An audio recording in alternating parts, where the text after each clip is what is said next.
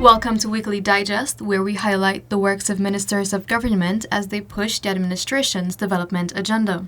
Guyana and Suriname continue to foster a robust business relationship as the Guyana-Suriname Chamber of Commerce was officially launched in Georgetown.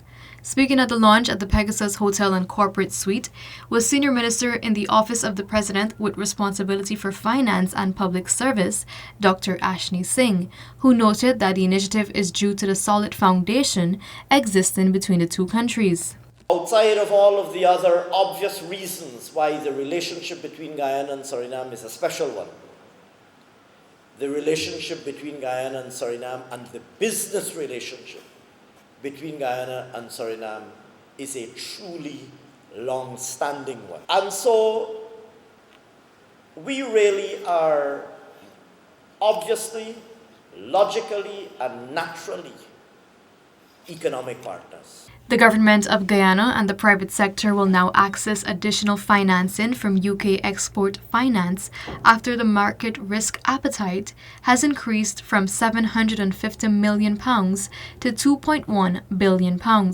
Minister Singh expressed appreciation to the UK government for placing strong confidence in the local economy and said this is a demonstration of the long-standing bilateral partnership and shared values between the two nations. This facility essentially, makes available a pool of potentially loanable funds to our private sector. And I want to urge, we certainly intend at the sovereign level to explore and pursue every available opportunity to make use of this facility. But I want also, given that we're joined at the head table by the chairman of the Private Sector Commission, the chairman of BritCham,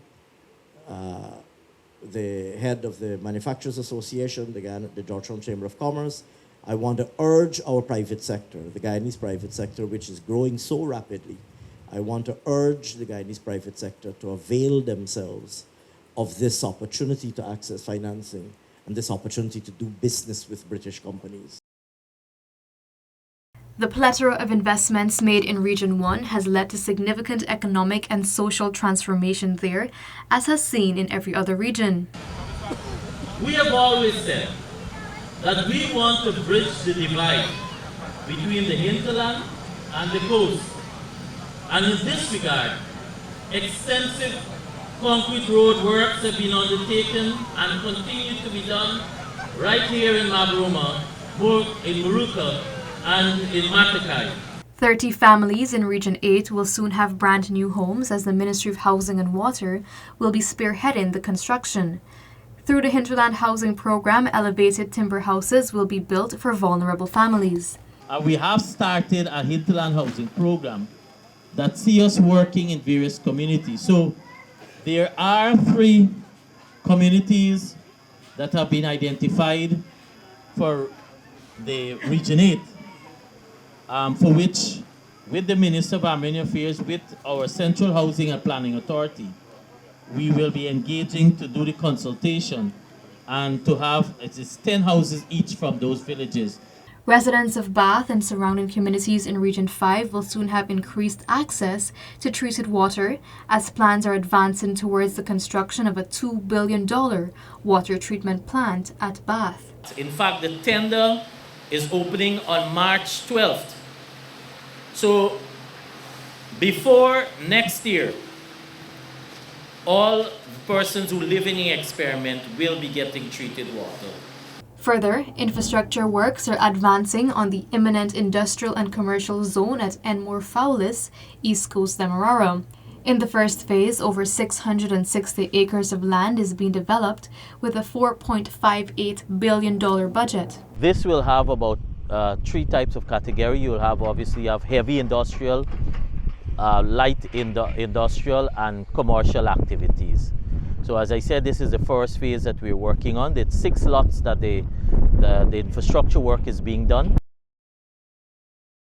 Eligible pensioners and public assistance recipients can now apply for these services from the comfort of their homes as the Ministry of Human Services and Social Security launched its online application portal. It is my pleasure to launch a transformative initiative brought to you by the Ministry of Human Services and Social Security, one that will change the way in which our services are accessed, one that is inclusive, accessible, and harnesses the power of information communication technology.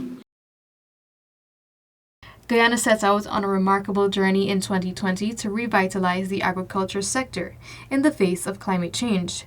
These changes have ensured there is more local food production, which has lessened the country's food import bill by 14% between 2021 and 2022. We have prioritized a number of commodities, high import commodities, commodities that need a lot of funds to import.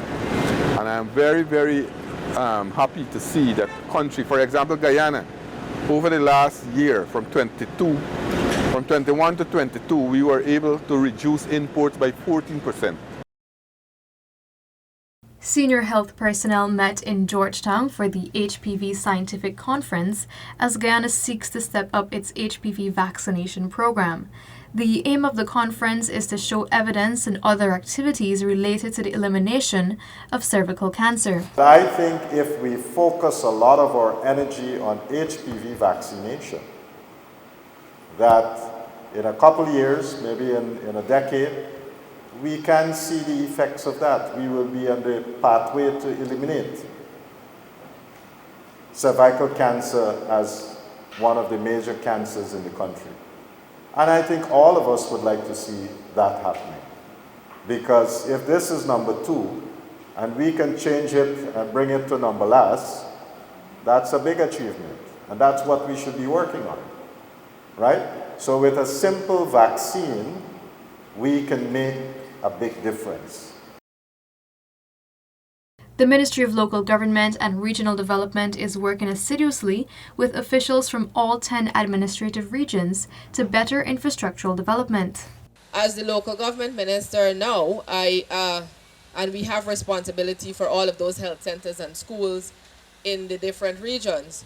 I have taken the initiative of meeting with all of the REOs. I have not met with the REOs on the coastland as yet, but I have met with the hinterland so far.